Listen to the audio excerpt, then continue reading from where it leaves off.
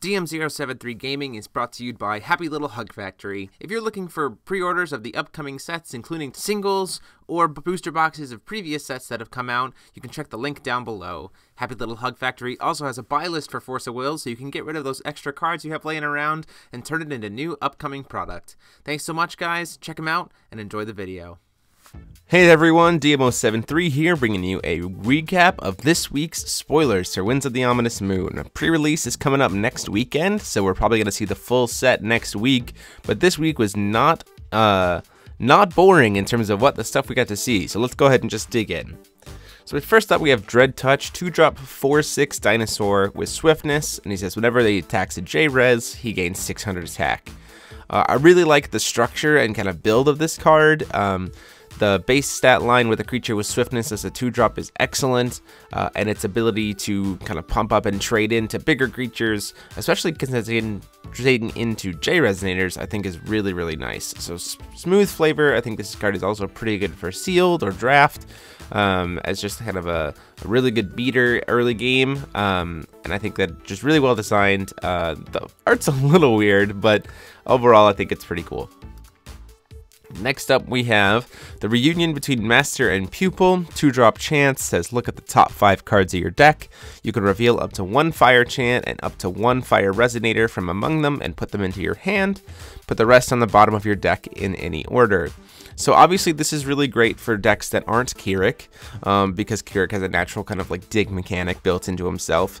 I also think this is really good for Scarlet, as a ability to kind of go +2 essentially, or +1, potentially after she's flipped or once you've emptied your hand, right? Because usually you're just top decking and she doesn't really have a way to refill her hand after she flips if you get to that point. And a card like this I think is really, really good for that, especially considering the fact that with Welser, the 2-drop quick Welser with a God Art and her spell, her 8-drop spell, she actually kind of has an instant OTK, right? To just be able to say, here's 40 damage. And Reunion between Master and Pupil can actually help you get to both of those pieces, because Welser's a fire resonator and Ancient Impact is a fire chant. So I think this is really great as a really good helper of consistency for Scarlet, to make do with the fact that she's emptying her hand. Next time we have Restoration, is the 2-drop 1 red 1 white chant. Search your deck for any addition or resonator, reveal it, put it into your hand. So that's already really great. But then if it's a total cost of 2 or less and your J-Ruler is Tigris, or his J-Ruler side, you can just put it onto the chase without having to play its cost. Now keep in mind it does put that card on the chase, you're actually playing it, so it will get around things like something that punishes cards getting cheated into play, like Dawn on the Earth, but it does open you up to a Severing Winds play, because it is technically playing the card, not cheating it in. So just keep that in mind. Overall, I think this is a great consistency boost for Tigris. It really opens him up to being able to play a lot of interesting stuff. But red-white is not really a color combinations Pandas have utilized very much, so we'll have to see kind of what the deck looks like once they splash in that color for this card. Then we have the Kingdom of Diversity Light Palace. It is an addition for blue-white. It says resonators you control gain +1/+1 for each different race among all resonators you control. So kind of like if you decided to play a really wide resonator race deck, all of your creatures can get pretty big. And it also says resonators you control gain flying, swiftness, first strike, precision, barrier, and or drain as long as you control a J-Ruler with that ability. So I think this is a really cool addition for that fact. There's a lot of cool J-Rulers that have a lot of just very interesting effects, interesting symbol skills. You know, you think of like Aimul has flying and drain, you think of Gil has barrier, you think Scarlet has precision and first strike, like lots of interesting kind of things you can do here. The other thing is you can give, you know, if you ever have this out and your J-Ruler is like being targeted by something, you know, you can give him or her kind of a boost with one of the skills like optional possession, which gives one of these symbol skills, then suddenly all of your other resonators will get that symbol skill as well. So I think it's pretty cool. I don't think it's necessarily super competitive, but it's a very fun concept card to be able to play around with, and I'm looking forward to goofing off with it. Next up we have the Path We Part. It is a 2-drop quick cast, 1 red 1 blue. If your J-Ruler is Keurig or Draconic Warrior Keurig, you can pay just 1 red, and if your J-Ruler is Shayla, then you can pay 1 blue. So that immediately is a really cool flavor, the fact that it's, you know, becomes cheaper for those 2 rulers to match their color requirements. You say choose one, deal 600 damage to target J-Res, or return a target resonator to its owner's hand. Immediately, this card replaces Shayla's Return in any Shayla deck. You're probably playing this as like a 3 or a 4 of. It's an excellent removal card. It's a 1-drop. It also is J-Ruler hate, which is something that she doesn't necessarily have a ton of. A 600 damage on a 1-drop is pretty great. Even as a 2-drop, this card is pretty okay because of the utility to be able to choose the 2. 600 damage is pretty typical damage for a 2-drop spell. It just means that if you're playing Keurig or Shayla, it just gets cheaper and more utilitarian. So I really like this card a lot. I think that Shayla's probably going to use it more than Keurig because it's not a battle art. So like Keurig's just going to try to dig for battle arts rather than this card. But this is a really cool idea for Shayla, and having a hard removal source for her rather than just bouncing something to the hand I think is also pretty cool. Next up we have Beyond the Threshold of Time. It is a chant, 1 blue, 1 green, 1 colorless. You draw a card and you put the top card of your Magic Stone into the field. Comes into play not tapped or anything. So obviously this is pretty clearly support for Time Spinning Witch because she wants to try to get to 10 stones. I think, obviously the fact that it cantrips and replaces itself is nice. And the fact that, the stone comes into play recovered means that, you're not really super heavily investing. You still get that 1 will to be able to make use of afterwards, which for her ability to also produce time will for like awakenings of some of her 1-drops, I think is pretty cool. Next up, we have Were-Rabbit of the Null Moon, another 4-drop 10/10 Were-Rabbit. When this card enters the field, each player draws a card, unlike the other one, which made us both discard. I think this card is pretty terrible in terms of New Frontiers, unless we have some kind of card that just says your opponent doesn't get to draw cards, or if your opponent draws a card, you draw a card. Overall, just the stat line of it and the fact that you're also giving your opponent a card is pretty mediocre. Next up, we have the Dragonlord's Breath. It is a 1-drop quick cast chant. It says, return target resonator with total cost 3 or less to its owner's hand. You can awaken it for 2 time will to put a second resonator on the bottom of its owner's deck. You can also awaken it for 1 time will to draw a card. So I think this is great. I think the fact that, for essentially a 4 cost, if you get the access to 3 time will, you can put 2 resonators, deal with 2 resonators, 1 to hand, 1 to the bottom of the deck, and draw a card. So as a utilitarian card, we know that Time Spinning Witch is going to want to try to kind of stall the game out as long as possible. This is definitely a chant that's going to help her do that, being able to, even with the double Time Will Awakening, which is pretty easy to get, she can just deal as a 1 cost, deal with 2 things, and I think that's pretty awesome. Next up, we have Whirling Winds, 1-drop chant aura. It's 1 green, quick cast. Choose 1, draw a card, or remove target attacking J-Res from battle. So this is essentially Scarlet's Agony, but worse. But it's playable in Feasting, CL Feasting, because it's an aura. You're probably not going to want to use this turn 1 unless like Aura Rush becomes a really big thing, simply because of the fact that like spending your turn 1 just to draw a card and attach an aura kind of leaves your opponent open to just have a free turn with whatever they want, especially if they have an Energize, right? So I think this card is okay. I still think any deck that's not CL is just going to play Scarlet's Agony instead, because then you get to pick both. But it is interesting and probably expected that CL was going to get a 1-drop green aura, so she can play an aura on turn 1 and sort of start her engine up a little bit better. Next up, we have Every Last Ounce of Strength, 3-drop chant, draw 3 cards, you lose 600 life. Just a pretty solid draw card thing. Keep in mind that if you have the black-white Gil Lapis Resonator, you won't even lose the 600 life. You'll just draw 3 cards for 3 will.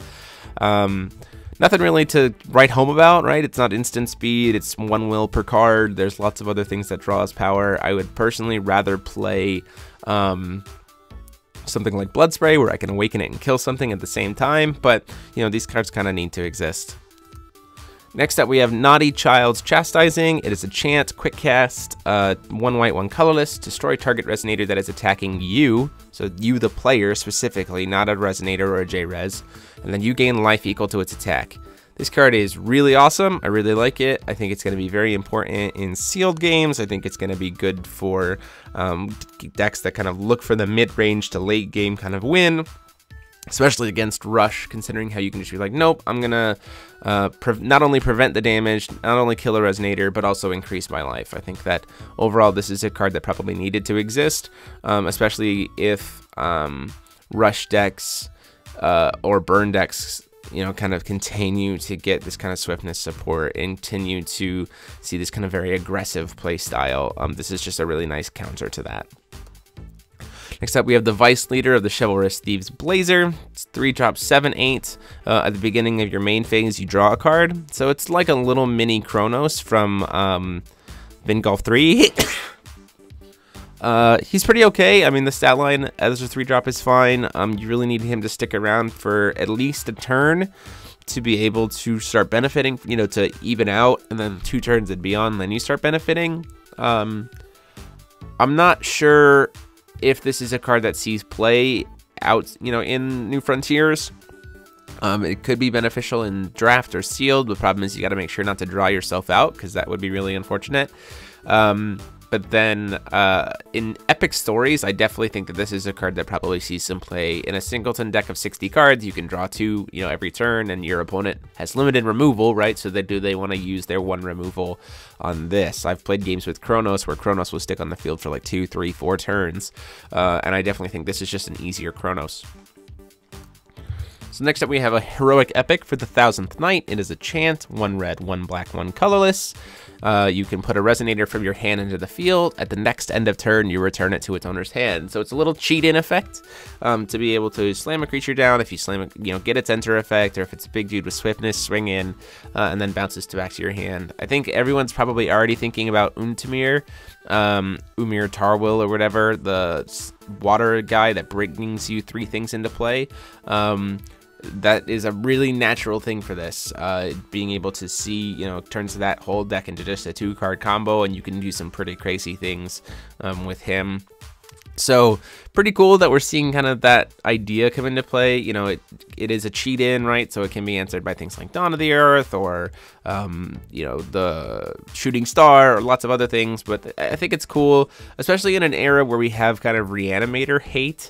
With Evil Elemental Uprising, it's cool that like a Reanimator-ish strategy still can kind of exist, but it's just like from the hand instead, and it's kind of naturally balanced by the fact that that card's going to bounce back to your hand at the end of the turn.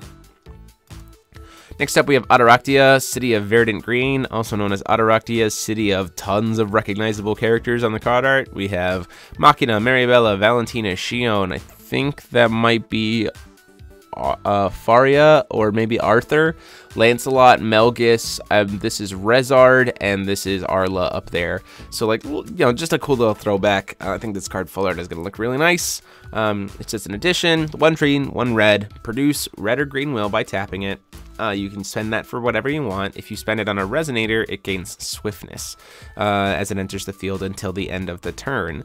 I really like this card a lot. I think it is a very interesting tool for Lumia, being able to use it as a ramp, as well as being able to give Resonators swiftness to be able to swing and immediately flicker them. There is a lot of quick cast addition hate in this world right now, and also at the same time there's a lot of things that can kind of deal with swiftness creatures, so I'm not necessarily sure if this is going to be like backbreaking for Lumia, but it is still definitely a tool that I think they will make use of moving forward. Next up, we have the Inherit of the Stars, Gil Lapis, 4-drop, 1 green, 1 black, 2 colorless, 10/10, Vampire Human Guardian with Flying and Barrier. So that's an automatic stat line that says, you know, set of specs that says this is a control deck finisher. He cannot be canceled if your J ruler is Gil or Gil the Gifted Conjurer. Okay, so a control ruler can't get this card canceled. That seems great. At the beginning of your main phase, you get mystery counters, which is interesting, and then you can remove an elemental in your graveyard from the game, produce a color that you can spend for whatever you want, and then put a +1/+1 counter on him, and you can play that ability once per turn. So this last ability is technically a will ability, so it doesn't use the chase. So you just instantly gain a +1/+1 counter at any point in time whenever you want. which is pretty nutty, but keep in mind that if he removes something to produce will for anything, Gil can't recycle it because Gil didn't remove it. So you're gonna have to like have multiple remove from game piles to like figure it out. Interesting flavor too, definitely. Apparently Gil Lapis is the child of Gil and Rhea, which is pretty nutty. So it's got this very clear combination of like Gil's effects and Rhea's effects.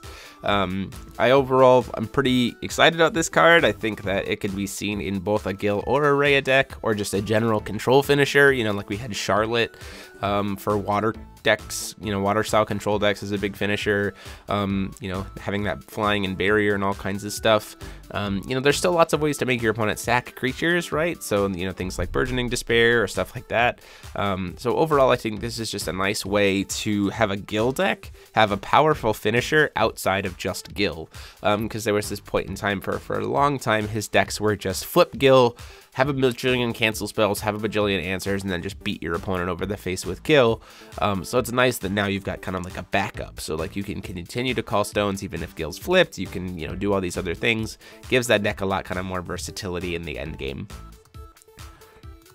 Next up, we have Journey to the Future, 2-drop chant, 1 black, 1 white, draw 2 cards. If your J Ruler is Rhea, then you get to gain 100 life for each card in your hand. This card's okay. I'd still rather play Blood Spray, just because I can awaken it and kill something. But overall, it's not too bad of a draw power card. Then we have End of Dreams, 4-drop chant, 2 green, 2 colorless, put target resonator on bottom of its owner's deck. It's not quick cast, it's super expensive, and it's not even a spirit magic. So in my opinion, this card gets like a 0 out of 10. I don't think it's even close to playable, but the artwork's pretty nice, so that's cool. Then we have Power of the Emperor, 1-drop quick cast chant, says target J-Res gains +6/+6. This is essentially the middle ground between Evolution of Limits and Winds of Vitality. It's still that same stat boost for 1 green, 6/6, can target a J-Ruler, unlike Evolution of Limits could, but it's not a spirit magic, so Gil can't cast it for free like he could Winds of Vitality. So it's like this perfect middle ground for this spell, and we've seen this effect before, and it's been good in the past, so it'll be interesting to see if it, you know, finds a place in the upcoming world of Force of Will. Last set of 4, we have Atom Psychheart, the Envoy of Valhalla, aka fanciest bunny of all time. 3 cost 0/10, cannot attack or block, he just sticks. At the beginning of your main phase, you may remove target non-magic stone, non-J-Ruler entity from the game. So literally he just says, every turn this card sticks around, I get a free removal spell for anything on your opponent's side. Or your own side, really. Seems really good. He's just a magnet for hate. But he can't attack or block, so he has to survive a minimum of 1 turn to even remove 1 card, and he can't even serve as a blocker in that time. So I'm not super sold on how good this card is. I think that, you know, in a control deck, if you can really stick it, you know, playing something like Zero Circle of Protection, or even the, you know, in a Gil deck, right? So you can like, with that blue-white edition, right? So you like stick Gil, the blue-white edition, give this guy barrier, play this guy, and then just like every turn ping something. Like that could be potentially very good. But as it stands, he has to survive a really long time with not being able to block or serve as any kind of advantage generator or defensive engine for an entire 2 turns before he can actually start doing stuff. So I just don't think that it's gonna be super relevant. Now in Sealed, where there's a limited amount of removal, and it might be hard to just kind of, you know, no precision or anything else, this card might be insanely good. You know, you stick it and you just go, well, every turn I'm going to remove your biggest dude and not have to worry about it, and it's free.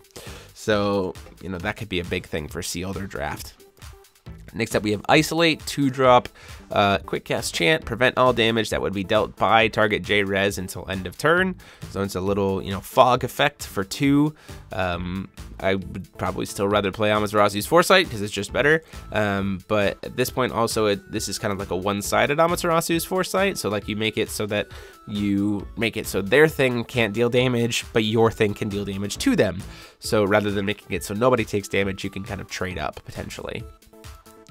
Next we have Invitation to Valhalla, 1-drop blue-black, chant, search your hand, deck, and or graveyard for up to 4 cards, remove them from the game. If you search your deck, shuffle it. So I don't really know why we would want to do this, why we would want to get cards removed from the game, but maybe there's something we're missing there. More so, I'm looking at this next card, which is Reincarnation of the Soul. So it's a 2-drop quick cast, 1 white, 1 green, chant. It's a spirit magic, keep that in mind.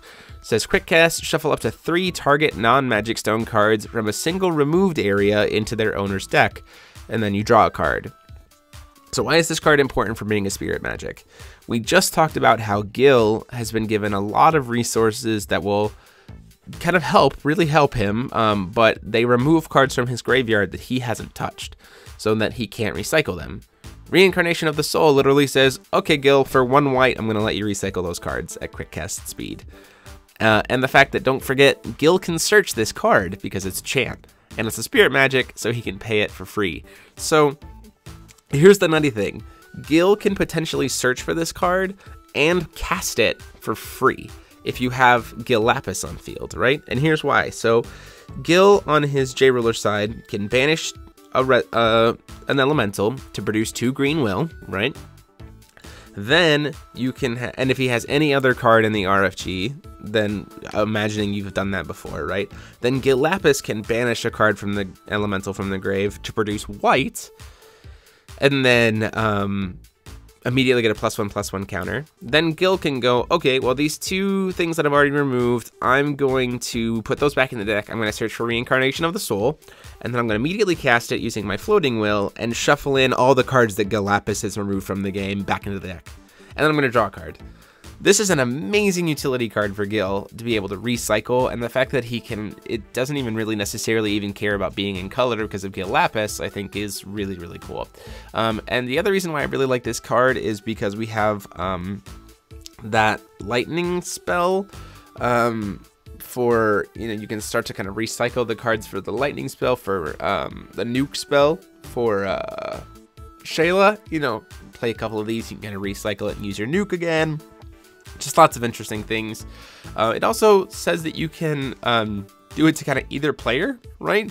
So this is also kind of an anti-tree tech card, right? Because if they go to like activate tree and you go, well, I'm going to put your target back in your deck so then your tree effect whiffs. That's kind of cool, I think, overall. So I'd be interested to see kind of where this card is going to go. Also, it's beautiful. Card art is beautiful. Clearly, Yggdrasil is kind of starting to come back in a weird way. So, yeah, that is a full week. Like I said, lots of really awesome stuff. Let me know what you guys think, what your favorite cards were from this week, and we'll kind of see what comes out next week as we get prepped for pre-release. If you guys want me to try to do a full set review or kind of going over every single card, let me know. But until next time, this is DMO73 signing off. Huge thanks to the patrons of the channel. You see their names here on the screen as well as down below in the description. They are what help make this channel run and help me do these awesome projects for you guys. If you feel like joining the channel and getting access to all the cool perks that come with being a patron, click on the P on the screen or the link down below. Thanks so much. See you next time.